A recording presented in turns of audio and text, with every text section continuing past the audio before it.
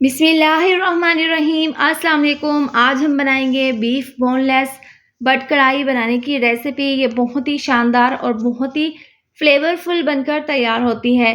Video अच्छी लगे तो लाइक और शेयर कर दें। अगर आप मेरे चैनल पर न्यू हैं तो चैनल को सब्सक्राइब कर दें। तो चलिए मज़ेदार सी बीफ बोनलेस बट कढ़ाई बनाना शुरू करते हैं। सबसे पहले कढ़ाई में हम डाल देंगे बीफ। 500 ग्राम मैंने यहाँ पर बीफ लिया है बोनलेस। इसकी मैंने छोटे साइज़ में बोटियाँ बना ली हैं। यहाँ पर हमने हड्डी का इस्तेमाल नहीं किया। अब सबसे पहले एक बड़े साइज़ का प्याज इसके अंदर बारीक काट कर डाल देंगे। यहाँ पर मैं आपको क्लोज़ कर दिखा देती हूँ। हमने छोटे साइज़ की बोटियाँ बना ली हैं। इसके बाद एक बड़े साइज़ का टमाटर, जिसको मैंने 2 पीसेस में कट कर लिया है, ये डाल देंगे। 1 चम्मच टेस्ट के हिसाब से नमक डाल देंगे। अब देखें, इसको हमने कढ़ाई में बनाना है तो तकरीबन 2.5 से 3 गिलास इसके अंदर पानी डाल देंगे। अगर आप प्रेशर कुकर में पकाएं तो आपने 1 गिलास पानी डालकर इसको 8 मिनट के लिए पकाना है। अब इसको कवर करके हम 30 से 35 मिनट के लिए पका लेंगे। अब इसको हमने 35 मिनट के बाद ढक्कन खोलकर चेक कर लेना है। तो यहाँ पर हम इसको इस तरीके से चेक कर लेते हैं कि बीफ गल चुके हैं। तो बीफ को हमने यहाँ पर 80% गला लिया है। बाकी का हम इसके अंदर मसाले डालकर इसको पका लेंगे। तो बीफ यहाँ पर 80% गल चुके हैं। इसके बाद जो हमने टमाटर डाले थे, टमाटर के ऊपर से हमने छिलका इस तरीके से उतार लेना है और इस तरह से चमचे से हम इनको मैश कर लेंगे ताकि इसके अंदर ज़बरदस्त सी ग्रेवी बन जाए। अब इसको हमने अच्छे से इस तरीके से मिक्स कर लेना है। इसके बाद इसके अंदर हम लहसुन, अदरक और सब्ज़ मिर्चों का पेस्ट डाल देंगे। इन तीनों का हमने इकट्ठा ही पेस्ट तैयार कर लिया था।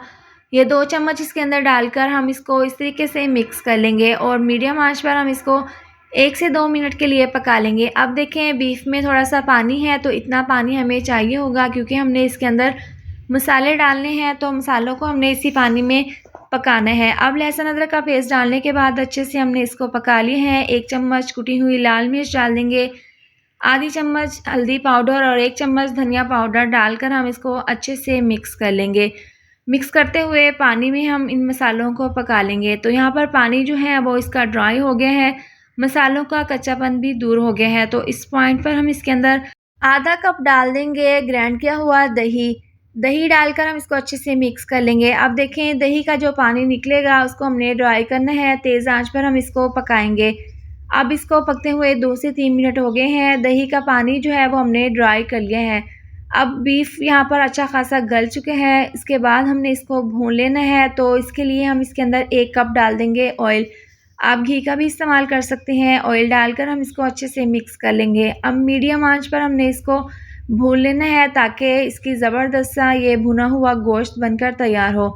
तो इस तरह से हम इसको अच्छे से मिक्स कर लेंगे और इसको बहुत ही अच्छे से हम भून लेंगे।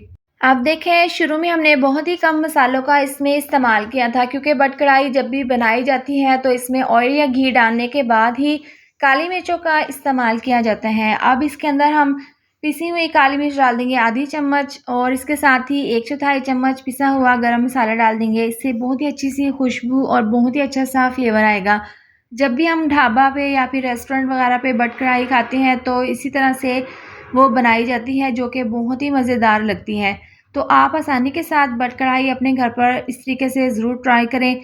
बहुत ही मज़ेदार ये बनकर तैयार होती है और इस तरह से हम इसको अच्छे से तमाम मसालों के साथ मिक्स कर लेंगे। अब बारीक कटी हुई मिर्चें और बारीक कटा हुआ धनिया इसके ऊपर डाल देंगे और इसको दोबारा से मिक्स कर लेंगे। आप यकीन करें, बहुत ही ज़बरदस्त खुशबू आ रही है जो हमने हरी मिर्चें काट कर इसके अंदर डाली हैं। तो तैयार है ज़बरदस्त सी हमारी ये बट कढ़ाई। अब प्लेट में हम इसको सर्व कर लेंगे। आप इस तरह से अपने घर पर इसको ज़रूर ट्राई करें। बहुत ही सिंपल, बहुत ही आसान सी रेसिपी है। इसको गर्मा गर्म रोटी या फिर नान के साथ आप खाएं। बहुत मज़ेदार ये बट कढ़ाई बनकर तैयार हुई है। वीडियो अच्छी लगे तो लाइक और शेयर कर दें। चैनल पर न्यू है तो चैनल को सब्सक्राइब कर दें और साथ दी हुई बेल को भी प्रेस कर दें ताकि आने वाली हर नई वीडियो का नोटिफिकेशन आपको मिलता रहे। अल्लाह हाफिज़।